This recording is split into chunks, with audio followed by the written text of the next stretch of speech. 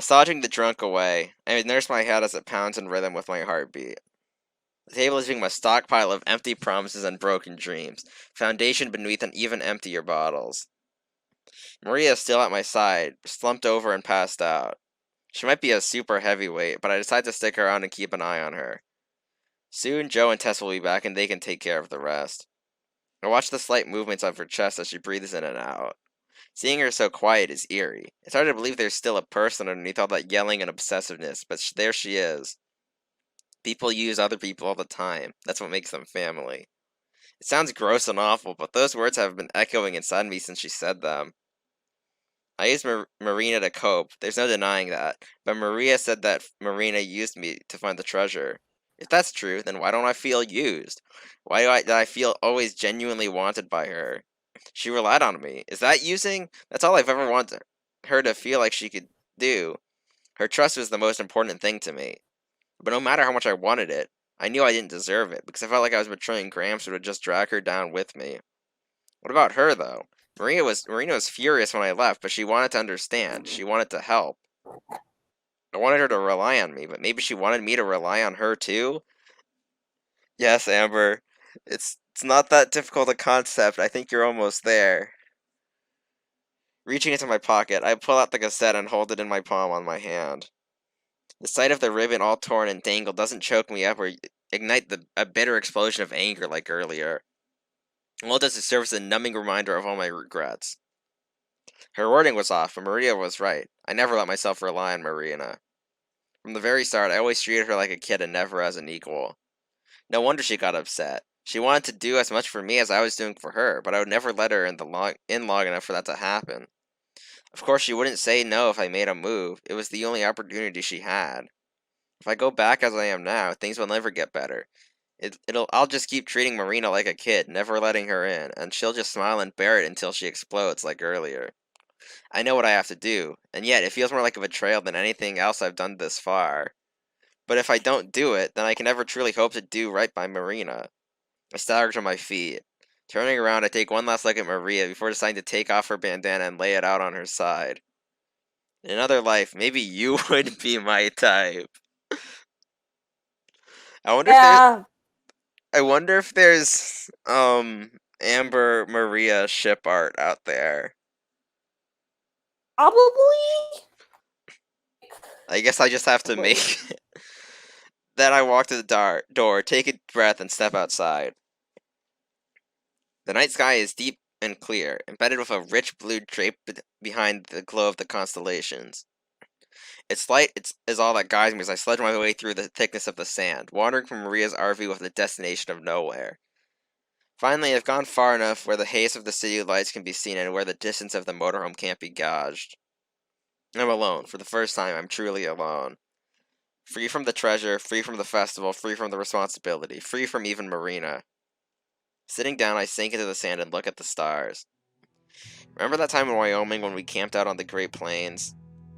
The whole sleeping under the stars thing seemed like the coolest idea ever to little me. You were so excited to teach me about the constellations. Didn't matter that you sucked at astronomy, you just kept mislabeling them. I made sure to read them up on them later, by the way. That was the Big Dipper, not Howie's gutter. How's Howie? How? Guitar. It's How's Guitar. Oh, guitar. I'm stupid. But that's okay, I still got a kick out of it. Besides, that's the type of thing I expected to learn from you anyway. What I really remember from that trip was the s'mores. Pretty sure you only liked them burned because you were so old. Really stuck with me though. Can't have s'mores any other way now. I think it may have converted someone else to the burn side too. She's just sweet, huge sweet tooth though. I think shouldn't be too surprised. Still, it made me really happy when she said she liked it. I stared down and pet the cassette, feeling my thumbs over its holes and brown blotches and stains. I think you'd like her a lot. She's a sweetheart, always cheery and nice, even when she really shouldn't. Don't know how she does it, but she can somehow deal with me in my moods.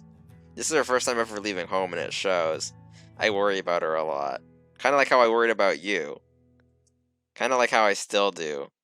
A tear drips onto the cassette. I didn't even notice it trailed on my cheek, over the rest. Maybe I got too attached too easily and really did use her, but I didn't want to leave. I love her so much. And I want to prove I'm worth loving too. Would you hate me? Would I be letting you down if I decided to be happy instead? I gaze back up at the sky through my blurry vision. The stars don't answer back, they just keep twinkling. I lower my head. The cassette feels like lifeless dead weight on my palm. My breath shakes and the next words slip out like a whimper. I'm sorry. I dig my fingers into the ground, scraping away the sand as sharp grains nudge it between my nails. A shallow hole forms, a pile of dirt laying next to it. I can barely stomach looking at the cassette as I lay it down in its grave. I glance away as I slide the dirt back over the hole. When I look back, a corner of it still sticks out, only partially buried. It's reaching out, grasping for me. I cover my eyes and pinch away the tears. It's still there. It will always be there. But now I don't have to acknowledge it. I'm sorry. I'm sorry. God, Amber's. I love Amber. I just want her to be happy. Hard.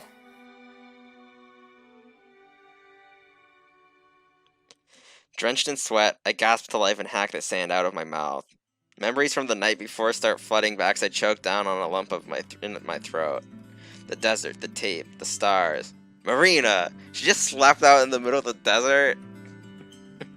Yeah. My head It's snaps. better than just walking out to her drunk. Yeah. My head snaps to the sky. The sun is already a quarter of the way down it with its cycle. Soon, if it already hasn't, the taxi will pick up Marina and I'll never see her again. Assuming that Marina takes the taxi, though. Which, Yeah, she's not. probably not that dumb. All because I couldn't let myself trust Marina. Damn it. I slam my fist down, kicking a pitiful plume of sand. Even if I ran, I'd never be able to make it in time. If only I had the motorhome. Wait. Maria, there's still a chance they might still be camped out nearby. Wiping the tears from my eyes, I spring to my feet and sprint in the direction of their motorhome, leaving the half-buried cassette behind me. Please still be there. Please still be there. Sure enough, it's right where it was last night. I run up and pound on the door, knocking harder and louder until someone answers. Looking up with wide eyes, Tess opens the door and stares at me. Tess, is Maria here? Amber? Joe slinks off the couch and joins Tess at the door. Sheesh, you're a wreck. Everything okay? Quick, the time! Eh? The time, what time is it? He looks into the invisible watch on his wrist, then switches between all the walls before Tess digs around in her shorts and hands him a chained pocket watch. 10 o'clock, apparently. He turns to Tess. When did you start carrying this around? Why the hell is it so freaking loud? A bottle comes hurling towards Joe, but he ducks at the last second, letting it shatter across the wall. Oh yeah, she smashed the last one. 15 minutes, there's still time. Whoa, slow down a sec. Time for what? I know this is short notice, but I need a ride. A ride? Now? I said, shut the hell up. Another bottle comes flying towards him, but this time Tess hops and snatches it out of the air. He looks across the room, then back to me. That's probably not the best time. Takeovers are lethal. No, we need to leave now. You not remember what I said I'd do with the jumper cables the next time you... Nursing her forward and lifting up another bottle, Maria stomps over, only to freeze once she sees me. Maria, I need a ride. Please, you were right. I made a big mistake and I'm not back at our hotel in 15 minutes. I'll never see Marina again. The motorhome falls silent, all eyes on Maria. Her face is blank, unreadable compared to all the crazy-looking scowls she usually wears. Finally, she speaks. Right, let her in. I'm really sorry. You actually can't wait. For real? Maria closes her eyes and takes a deep, long breath. Or I change my mind. Joe and Tess shoot each other surprised glances, then shrug. Well, what do you know? Miracles actually do happen. Desert heat has thawed her icy heart.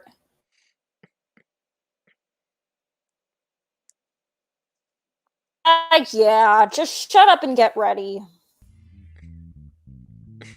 I hop in, the other two scurry around and batten down the hatches, strapping shut all the cupboards and shelves. Grabbing her bandana, Maria ties it around her head, and while I shuffle around and try to spit out a thank you.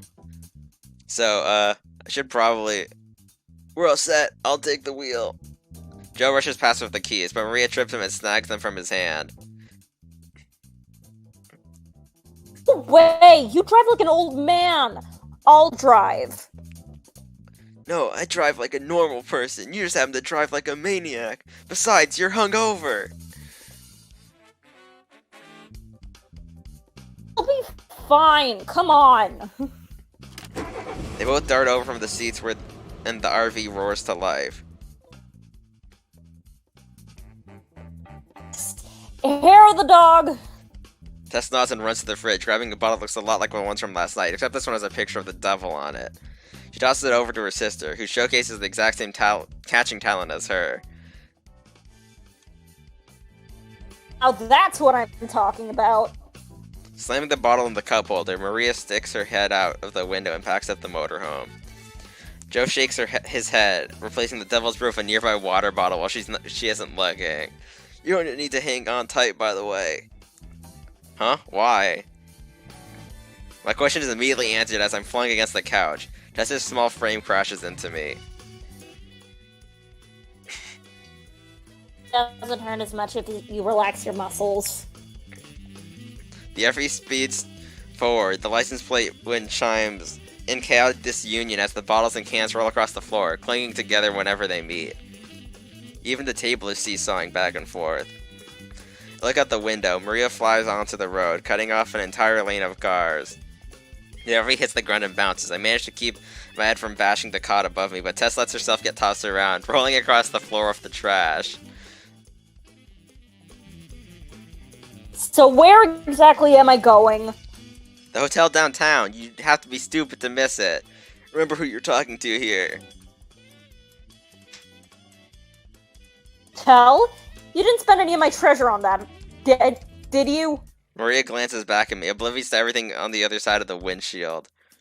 I might have used the nugget to bribe the manager. I'll kill you!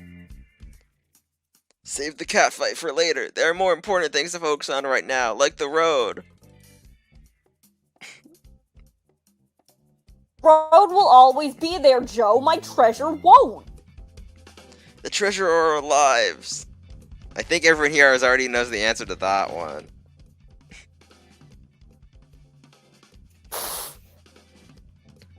Test do the math. The treasure is worth Way more than our lives, I think is what it said. Watch yeah, out! but- A big rig comes speeding towards us, blasting its deafening horn. At the last second, Maria swerves back into her lane as the truck barrels past us. The motorhome hits a bump and bounces up again. Unprepared, poor Joe's head hits the ceiling, knocking the light from his eyes. If I squint hard enough, I can see his soul drifting away from his body. So I think Joey's dead. Damn time, he was getting annoying! Tess salutes her fallen comrade. It's always the sane one who dies first. We zoom past the town's welcoming center. It's not far at all now. Tess, what time is it? 12. I grit my teeth and glare out the window. Please still be there. Downtown comes into view. The strip of familiar stores and restaurants start forming. Maria races down the street, ignoring all traffic lights and pedestrians as people leap out of the way and cars break into other lanes. We're almost there, get ready! The hotel looms up just up ahead. Through the windshield, I can see Marina holding onto a small suitcase as she prepares to step in the cab. Okay, so she was actually gonna leave. Yeah, cause like, yeah, she was just get it, but like, I leap to the door and swing it open. Wind rushes through my hair. The motorhome is slowing down, but I don't care. the hell are I launch myself onto the street, tumbling across the burning concrete as the road tears against my skin. Immediately, I spring back up and dart towards Marina. Maria screeches to a halt in the middle of the street, blocking anyone from driving through. The three of them hop out, Joe clutching his head as he stumbles out the door.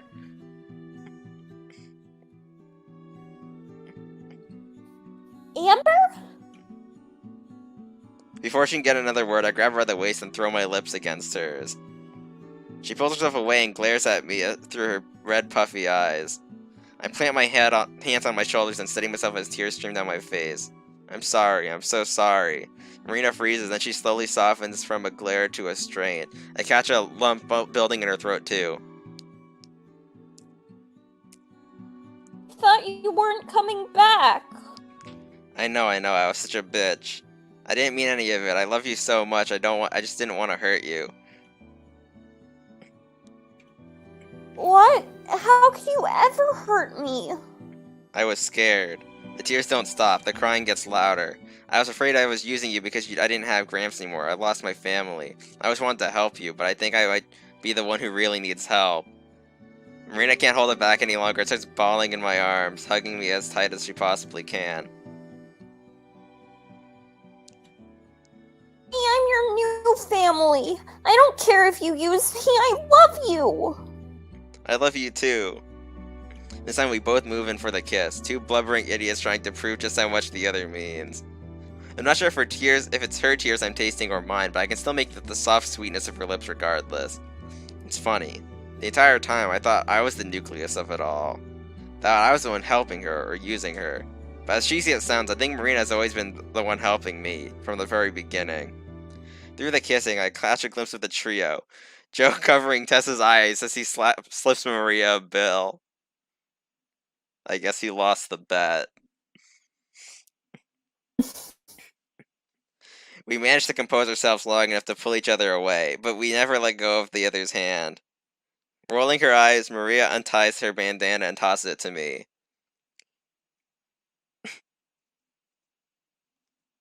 Both look disgusting. Here.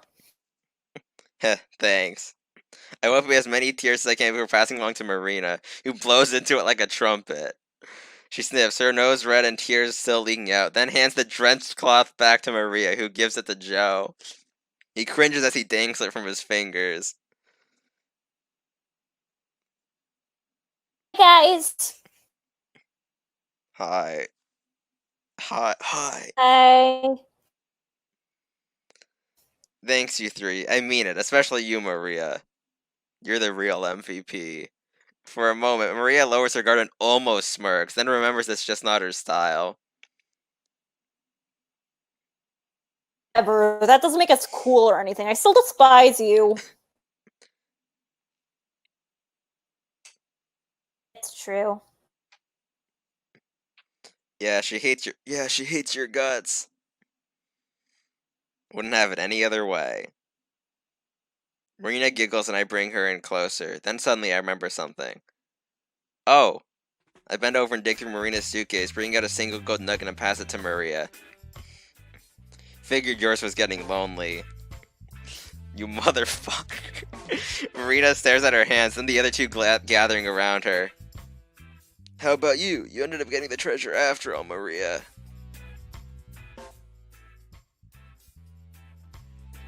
Bigger than the one we have. Finally defeated, Marina looks up and sighs. Guess we could probably pawn it off somewhere. She walks back to her motorhome, waving along the other two.